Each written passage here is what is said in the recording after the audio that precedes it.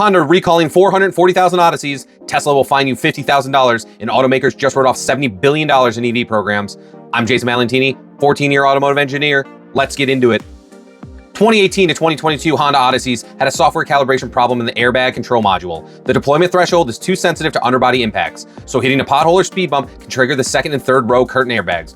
25 people have been injured. Honda first identified this issue in 2017, and now we're addressing it after NHTSA forcing them back to the table.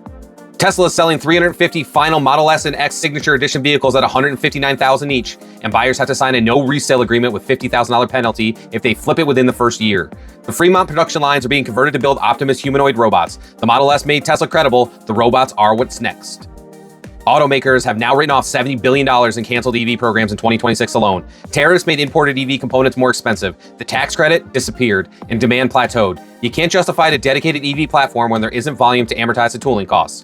235,000 Kia and Genesis vehicles have a fuel leak risk. Volkswagen's strategy that could cut EV prices by 50%, and Toyota and Isuzu are building Japan's first hydrogen delivery truck. Kia just recalled 141,000 Carnival minivans, and Genesis recalled 94,000 vehicles itself. Same root cause on both. The high-pressure fuel rail crossover pipe wasn't torqued to spec at the factory. Fuel leaks out near hot exhaust components and you have a fire risk. No injuries or fires yet, but this is exactly why torque specifications exist and why assembly line tooling audits matter. Volkswagen just detailed their unified cell strategy that will cover 80% of their entire EV lineup by 2030, with up to 50% cost reduction. Battery packs are roughly 40% of an EV's total price. Cut that cost in half and suddenly affordable EVs are actually possible. Toyota and Isuzu just announced they're co-developing Japan's first mass-produced hydrogen fuel cell light truck. It uses Isuzu's existing ELF EV chassis with Toyota's third-generation fuel cell system. This is the right application for hydrogen. Delivery trucks making multiple stops, needing fast refuel times that battery charging cannot match. GM walking away from their electric truck future. BYD can now charge an EV faster than you can pump gas, and Ford's Ranger is catching fire.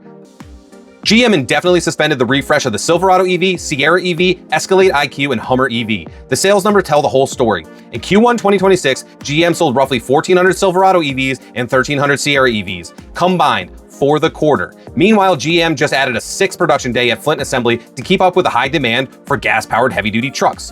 GM says EVs are still the end game, but right now the market is voting with its wallet, and it's voting for gas. BYD is rolling out 5-minute flash charging to their mass market vehicles at Beijing Auto Show this week. Their chargers peak at 1,500 kilowatts. The fastest Tesla supercharger does 325.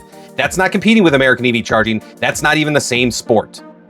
Ford recalled 140,000 Rangers 2024 through 2026 model years because the sun visor wiring harness wasn't properly routed during assembly, rubbing against sheet metal, stripping insulation, and shorting out near the A-pillar. Ford knows of 4 affected vehicles, 1 fire, 3 with scorching or smoke. They're telling Ranger owners to park outside until it's fixed. Seems like they got a process problem.